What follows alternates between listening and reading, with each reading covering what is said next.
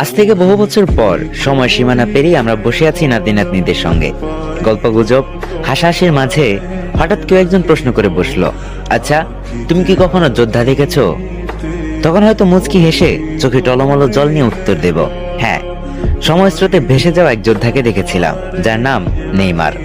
যার লক্ষ্য ছিল সফলতা, কিন্তু ভাগ্যে লেখা ছিল শুধুই ব্যর্থতা। নেইমার একটা নাম না, একটা অনুভূতি। সে লড়েছে, চেষ্টা করেছে, বারবার পরে আবার উঠে দাঁড়িয়েছে। তার গল্পটা ছিল ঠিক যোদ্ধার মতো, স্বপ্নে ভরা পথ আর ইঞ্জুরিতে ভরা যুদ্ধ।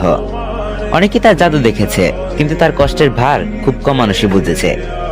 অতীতের পাতায় হারিয়ে যাওয়া সেই যোদ্ধার কথা মনে পড়লে আজও বুকের ভেতর কেমন একটু কেঁপে ওঠে।